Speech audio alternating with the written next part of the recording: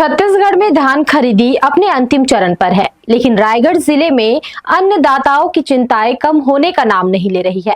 एक तरफ जहां जिले में धान खरीदी ने पिछले सारे रिकॉर्ड तोड़ दिए हैं, वहीं दूसरी तरफ अब भी 18,000 से ज्यादा किसान मंडियों के बाहर अपनी बारी का इंतजार कर रहे हैं। टोकन की किल्लत और सत्यापन की कड़ाई के बीच किसानों के पास अब सिर्फ सप्ताह भर का समय बचा हुआ है।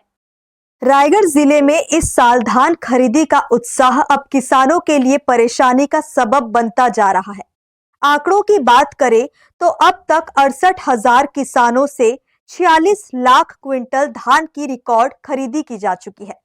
लेकिन तस्वीर का दूसरा पहलू ये है कि करीब 18,000 किसान अब भी धान बेचने से वंचित हैं। अनुमान है कि इस बार कुल खरीदी 52 लाख क्विंटल के पार निकल जाएगी। परेशानी की बड़ी वजह टोकन और सत्यापन से जुड़ी है।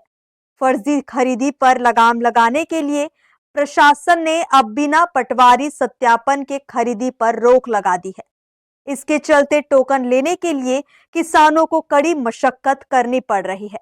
जिन खुशकिस्मत किसानों को टोकन मिल भी गया है, उन्हें मंडियों के बाहर कड़ाके की ठंड और लंबी कतारों में अपनी बारी का इंतजार करना पड़ रहा है। किसानों की मांग स्पष्ट है कि वे सत्यापन के लिए तैयार हैं, बस प्रशासन उनका पूरा धान खरीदने की गारंटी दे। दूसरी ओर प्रशासनिक अधिकारियों का कहना है कि अधिकांश कार्य संपन्न हो चुके हैं। पात्र किसानों का वेरिफिकेशन तेजी से किया जा रहा है और जहां भी तकनीकी दिक्कतें आ रही है, वहां त्वरित निराकरण की कोशिशें जारी है। हमारे जिले में लक्षण रूप खरीदी की जा रही है और लगभग हमने 44 लाख 10,000 कुंटल की खरीदी कर ली है और हमारे 82% किसान ने धान बेच दिया है और लास्ट ईयर 85% समथिंग किसानों ने धान बेचा था। तो अब हमारा जो गैप है वो काफ़ी कम है, तो हम जल्द ही अपने सभी किसानों का धान क्रय कर लेंगे। हम ये टारगेट कर रहे हैं कि सीमांत और लघु कृषक कोई भी न बचें और पूरी तरह प्रयास किया जा रहा है कि हम उनका टोकन जारी करके उनका धान क्रय कर लें। तो परेशानी थोड़ा सा है सर, टोकन नहीं कट रहा था। टोकन ऑनलाइन कट गया तो फिर थोड़ा सा ऑनलाइन में भी मतलब जल्दी से कट नहीं पा रहा था और अभी एक पट्टा और बचा है, वो काट नहीं पाया, लिंक बंद हो गया। उसके बाद फिर बताया यहाँ कि पटवारी जाएगा चेक करने के लिए, आवेदन दे दिया, उसका चेक करके चले गया है यहाँ से। आज भी टोकन था, मैं तहसीलदार के पास जा नहीं पाया हूँ।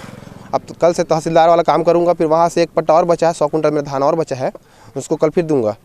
जैसे हिमाल थोड़ा सा यहाँ पे और होना चाहिए था, जल्दी जल्दी धान तौलाते या फिर चलो हम लोग जैसे हम लोग किसान लाए हैं, हम ही लोग भर देते, वो भी सहूलियत है सर। वो लोग अपना तौल वॉल के वो लोग उठाते रहते, वही लोग भरेंगे, वही लोग तौलेंगे, उसमें लेट हो रहा है, रात तक हम लोग को यहाँ रुकना पड़ता है।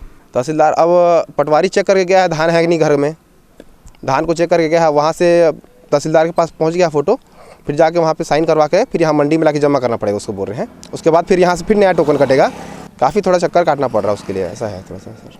धान खरीदी के अंतिम चरण को देखते हुए प्रशासन द्वारा व्यवस्थाओं को और बेहतर बनाने की कोशिशें की जा रही है। उम्मीद है कि आने वाले दिनों में समय प्रबंधन में सुधार होगा और किसानों को धान बेचने में अनावश्यक इंतजार नहीं करना पड़ेगा। हर्ष न्यूज के लिए देवेश देवांगन की रिपोर्ट।